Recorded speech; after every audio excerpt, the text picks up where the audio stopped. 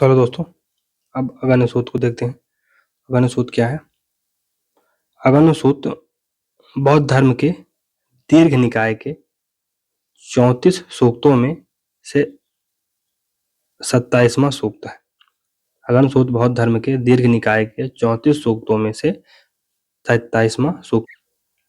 गौतम बुद्ध का जन्म 563 ईसा पूर्व नेपाल के लुम्बिनी में हुआ। इन्हें 483 ईसा पूर्व में निर्वाण प्राप्त हुआ। उन्होंने बौद्ध धर्म को प्रचलित किया। त्रिपिटक गौतम बुद्ध के 3 पिटक, विनय पिटक, सूत्र पिटक और अभिधम्म पिटक का संग्रह है। दीर्घ निकाय बौद्ध ग्रंथ त्रिपिटक के सूत्र पिटक का प्रथम निकाय है। इसमें 34 सूक्त हैं। चूंकि इन सूक्तों के आकार दीर्घ हैं, इसलिए इस निकाय को दीर्घ निकाय कहा गया। गौतम बुद्ध ने सामाजिक समानता एवं लैंगिक समानता पर बल दिया तथा तत्कालीन समाज में प्रचलित वर्ण व्यवस्था एवं अंधविश्वासों का विरोध किया। बौद्ध साहित्य त्रिपिटक है, जातक है, बुद्ध चरितम है, मिलिंद पन्हो है, महावंश एवं दीपवंश महाकाव्य, दिव्यावदान, अंगुत्तर निकाय। तो ये सब महत्वपूर्ण बौद्ध साहित्य है। आगम सूत्र के मूल विचार। तो आगम सूत्र के महत्वपूर्ण विचार क्या क्या है? अगम सूत्र मुख्यतः जातिगत कर्मकांडों, अंधविश्वास, ब्राह्मणवादी व्यवस्था के विरोध में है। अगाना सूत्र की शुरुआत में गौतम बुद्ध की श्रावस्ती की यात्रा का जिक्र किया गया है, जब 2 ब्राह्मण भारद्वाज एवं वशिष्ठ ने गौतम बुद्ध से प्रभावित होकर संघ की सदस्यता ग्रहण कर ली और वो भिक्षुक बन गए। इस पर अन्य ब्राह्मणों एवं उनकी जाति के सदस्यों ने उनका अपमान किया, उन्हें जाति से बाहर निकाल दिया। गौतम बुद्ध ने बताया कि ब्राह्मणवादी व्यवस्था ब्राह्मणों ने समाज सत्ता में अपने वर्चस्व के लिए बनाई है, जिसके द्वारा वो अपना प्रभुत्व कायम करते हैं। ब्राह्मणों ने इस व्यवस्था एवं धारणा का प्रचार किया है कि ब्राह्मण ब्रह्म के मुख से पैदा हुए हैं और शूद्र पैरों से। बुद्ध ने इसका सख्त विरोध किया। बुद्ध ने कहा है कि जात के आधार पर नैतिक कार्य व धर्म का वर्णन नहीं किया जाता। कोई भी व्यक्ति चारों जातियों में से भिक्षुक बन सकता है और अरहंत के स्तर पर पहुंच सकता है। तो कोई भी व्यक्ति चारों जातियों में से भिक्षुक बन सकता है। कोई भी व्यक्ति चाहे जिस जाति से बिलोंग करता हो, चाहे वो ब्राह्मण हो, शूद्र हो, वैश्य हो, क्षत्रिय हो, वो भिक्षुक बन सकता है और अरहंत के पोजीशन पर पहुंच सकता है। ये बुद्धिज्म में अरहंत एक हाईएस्ट पोजीशन होती है, निर्वाण की पोजीशन होती है। व्यक्ति अपने अनुशासन, दृढ़ निश्चय, कर्मों के आधार पर अरहंत कहलाता है। कोई भी व्यक्ति किसी भी जाति का हो, अगर वह गलत कार्य करता है, अपने विचारों द्वारा गलत अभिव्यक्ति करता है, तो उसे मरने के बाद नरक की प्राप्ति होगी ही होगी। इसके विपरीत व्यक्ति चाहे किसी भी जाति या धर्म का हो, अगर वह अपने जीवन में अच्छे कार्य करता है, अच्छे विचार रखता है, वह स्वर्ग प्राप्त करेगा। जो व्यक्ति अनुशासित तरीके से अपने जीवन में अच्छे कार्य करता है, वह ज्ञान की प्राप्ति करने में सफल होगा। बुद्ध कहते हैं कि धम्म व्यक्ति के इस जन्म और मोक्ष प्राप्ति के लिए सर्वोत्तम है। लोगों का मूल्यांकन जन्म के आधार पर नहीं हो, बल्कि कर्म के आधार पर हो। धम्म जीवन की पवित्रता बनाए रखता है, वह तथ्य ज्ञान में पूर्णता प्रदान करता है, साथ ही निर्वाण प्राप्त करना और तृष्णा का त्याग करता है। धम्म यानी धर्म वही है जो सबसे लिए ज्ञान के द्वार खोले, जो सबके लिए ज्ञान के द्वार खोले। तो धम्म यानी धर्म वही है जो सबके लिए ज्ञान के द्वार खोले, और विद्वान वही है जो अपने ज्ञान की रोशनी से सबको रोशन करे। बौद्ध धर्म के प्रणेता गौतम बुद्ध थे। इनका जन्म 563 ईसा पूर्व में शाक गणराज्य यानी शाक रिपब्लिक में लुम्बिनी, नेपाल नामक स्थान पर हुआ था। इन्होंने जीवन के कष्टों से छुटकारा पाने के लिए नए दर्शन तथा जीवन पद्धति की आधारशिला रखी, जिसमें बौद्ध धर्म के नाम से जाना जाता है। तो जिसे बौद्ध धर्म के नाम से जाना जाता है। बौद्ध धर्म और दर्शन के अतिरिक्त राजनीति पर भी महत्वपूर्ण विवेचना करता है। तो ऐसा नहीं है कि बौद्ध धर्म केवल धर्म और दर्शन से ही डील करता है, ये राजनीति से भी डील करता है। बौद्ध धर्म एक मध्यम मार्गी यानी मिडिल पाथ एवं व्यवहारिक धर्म के रूप में सामने आया। यह मूलतः वैदिक धर्म में व्याप्त कुरीतियों और समस्याओं के विरोध का परिणाम था। गौतम बुद्ध को एशिया का ज्योतिपुंज कहा जाता है, तो लाइट ऑफ द एशिया कहा जाता है किसको? गौतम बुद्ध को। बौद्ध धर्म की मूल मान्यताएं 4 आर्य सत्य निम्नलिखित हैं। दुख है, देयर इज पेन, अर्थात संसार में सर्वत्र दुख है। दुख का कारण है तो there is a cause of pain. दुख का निवारण संभव है तो resolution of pain can be done, अथवा विनाश संभव है। दुख के निवारण का मार्ग है, there is a path for salvation of pain. Gautam Buddha द्वारा प्रतिपादित इन्हीं 4 आर्य सत्यों को भली भांति समझकर उसके अनुसार निष्ठापूर्वक आचरण करना चाहिए। गौतम बुद्ध के अनुसार दुख निवारण के 8 उपाय हैं, जिसे उन्होंने अष्टांगिक मार्ग की संज्ञा दी है। प्रत्येक व्यक्ति को दुख से मुक्ति प्राप्त करने के लिए इन 8 नियमों का अनिवार्यतः पालन करना चाहिए। ये 8 नियम निम्नलिखित हैं। कौन कौन से? सम्यक ज्ञान यानी राइट नॉलेज, अथवा सम्यक दृष्टि, राइट पर्सपेक्टिव। सम्यक ज्ञान का आशय 4 आर्य सत्य का समुचित या वास्तविक ज्ञान है। सम्यक संकल्प तो राइट रेजोल्यूशन, इसमें हिंसा, राजद्वेष, मोह इत्यादि दुर्गुणों एवं सांसारिक विषय एवं भोगों का परित्याग करने का दृढ़ निश्चय है। सम्यक वचन यानी राइट स्पीच, तो इसका अभिप्राय अनुचित एवं मिथ्या वचन का त्याग करके सत्य के अनुसार आचरण करना है।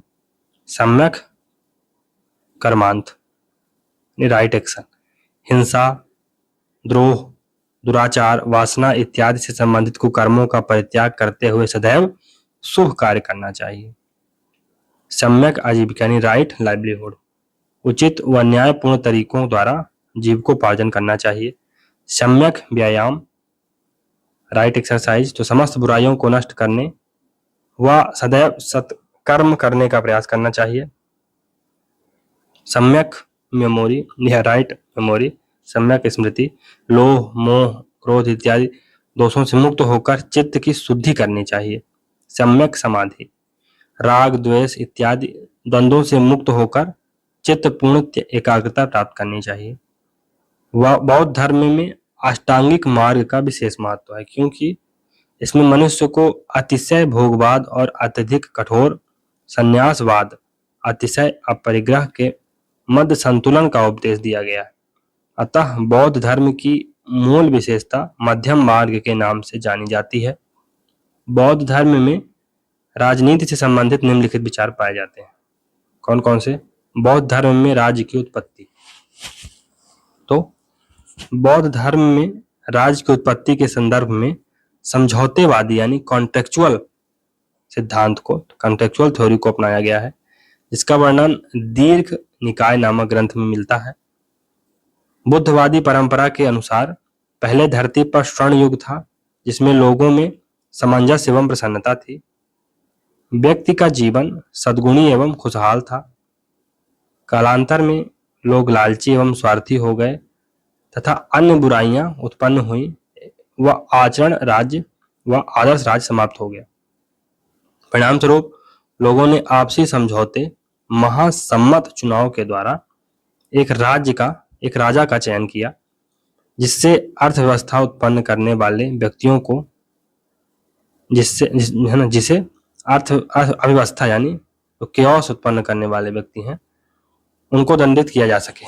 तो जिसके माध्यम से जो अव्यवस्था या केओस क्रिएट करते हैं लोग, उनको दंडित किया जा सके। अतः व्यक्तियों ने अपनी फसल का कुछ भाग राजा को देने का निर्णय किया। राजा के अधिकार तथा कर्तव्य, rights and duty of king. जातक कथाओं और दीर्घ निकाय में राजा के अधिकार तथा कर्तव्यों का उल्लेख है। जातक कथाओं के अनुसार राजा को नागरिकों पर उचित करारोपण करना चाहिए तथा राजा को नैतिक नियमों का आचरण व राजा को न्यायपूर्ण तरीके से दंड देना चाहिए। जातक कथाओं में कूटनीति के विषय में भी कुछ पंक्तियां उल्लेखित हैं, जिसके अनुसार राजा को शत्रु राज्य की उपेक्षा नहीं करनी चाहिए, भले ही वह कितना ही कमजोर क्यों ना हो। परंतु बुद्ध परंपरा में राजा कौटिल्य के राजा की भांति बिल्कुल नहीं है, यह स्पष्ट कहा गया है कि राजा अपने उद्देश्य की प्राप्ति के लिए अनैतिक माध्यमों का उपयोग कभी नहीं करे तथा युद्ध काल में भी राजा को न्यायपूर्ण व्यवहार की सलाह दी गई। बुद्धवादी परंपरा में राजनीति का मूल आधार नैतिकता है, यानी इथिकैलिटी या मोरालिटी। यदि राजा नैतिक आचरण नहीं करेंगे तो मंत्री व प्रजा भी अधार्मिक होंगे। परिणाम स्वरूप प्रकृति नाराज हो जाएगी, बरसात नहीं होगी और फसल का अभाव हो जाएगा। बुद्धवादी परंपरा में धर्म और राजनीति का गहन सम्मिश्रण पाया जाता है। इसमें राजनीति को बुरा मानते हुए भी आवश्यक माना है तथा राजा को धार्मिक एवं नैतिक बनने की सलाह दी जाती है। दीर्घ निकाय में राजा या शासक के कर्तव्यों का वर्णन किया गया है। राजा को सख्त एवं सदाचरण का पालन करना चाहिए। उसे प्रशासन करते समय धर्म के नियमों का पालन करना चाहिए, जो कि राजा का कर्तव्य है। राजा का मूल कर्तव्य प्रजा की सुरक्षा बनाए रखना है। राजा को विधि का उल्लंघन करने वाले व्यक्तियों को अवश्य दंड देना चाहिए तथा गरीबों को आर्थिक सहायता भी देनी चाहिए। यह राजा का कर्तव्य होगा। राजा के मूल गुण, तो अंगुत्तर निकाय में राजा के मूल गुणों का भी वर्णन किया गया है। इसके अनुसार राजा को अच्छे कुल में पैदा होना चाहिए। माता पिता अर्थात दोनों का कुल अच्छा, यह कुल 7 पीढ़ियों तक शुद्ध एवं पवित्र होना चाहिए। राजा देखने में आकर्षक व प्रिय तथा उसे एक कुशल योद्धा होना चाहिए। वह बुद्धिमान होना चाहिए, जिससे वह अतीत की घटनाओं के आधार पर भविष्य की घटनाओं को समझ सके। राजा धन धान्य तथा सोने चांदी जैसी संपत्तियों से युक्त होना चाहिए तथा राज्य के लिए एक अनुशासित व आज्ञाकारी सेना भी आवश्यक है। राजनीति और धर्म, बुद्धवादी परंपरा में राजनीति एवं धर्म का सम्मिश्रण पाया जाता है। इस परंपरा में राजनीति के संदर्भ में या राजनीति के संबंध में एक वैकल्पिक विचार भी है, जिसमें राजनीति को एक नैतिक बुराई यानी नेसेसरी इविल, धोखेबाजी व चालाकी का पर्याय माना और इसकी निंदा की गई। बौद्ध भिक्षुक पुंडरीक के अनुसार बौद्ध भिक्षुओं को राजा व राजकुमार के साथ नहीं बैठना चाहिए तथा किसी राजकीय पद को ग्रहण नहीं करना चाहिए। इसी मान्यता का समर्थन करते हुए अश्वघोष ने अपनी रचना बुद्ध चरित में लिखा है कि राजनीति धर्म एवं नैतिकता दोनों के विरुद्ध है। तो राजनीति धर्म और नैतिकता दोनों के विरुद्ध है, लेकिन बुरी होते हुए भी आवश्यक है, क्योंकि समाज में व्यवस्था बनाए रखना राज्य के द्वारा ही संभव है। बौद्ध धर्म में संघ, तो बौद्ध परंपरा में संघ के द्वारा प्रशासनिक संगठन का वर्णन किया गया है।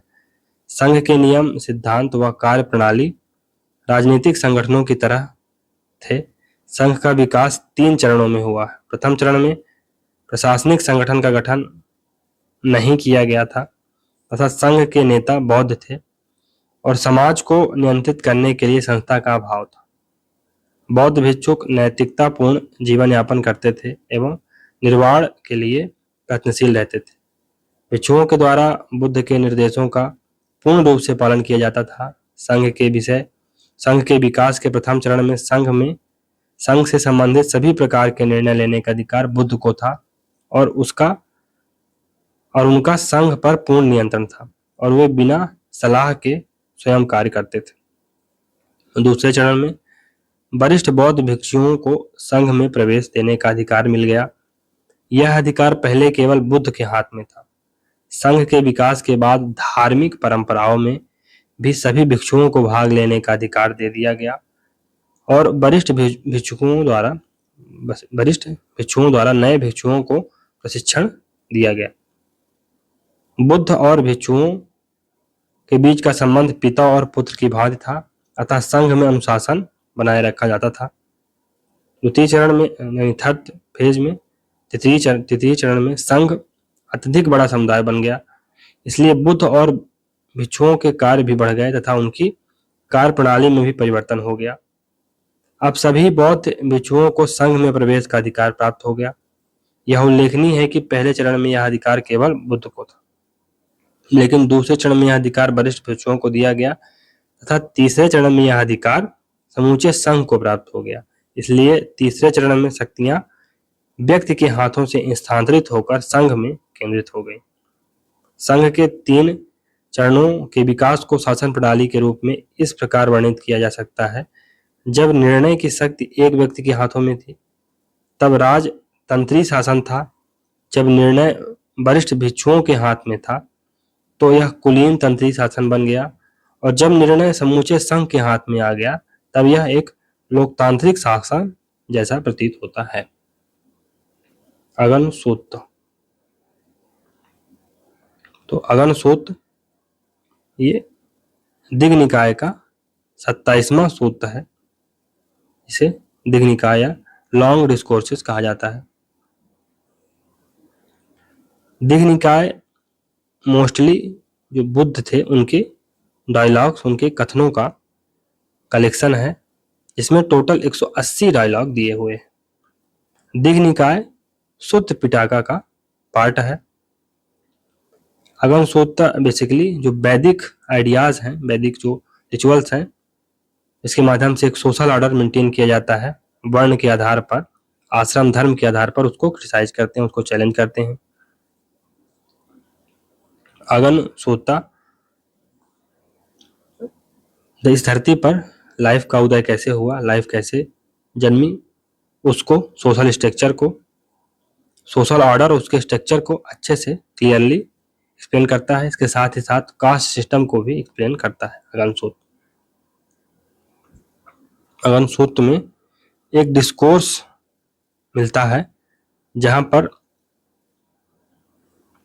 बुद्धा की बातों को सुनकर 2 ब्राह्मण, जिनका नाम भरद्वाज और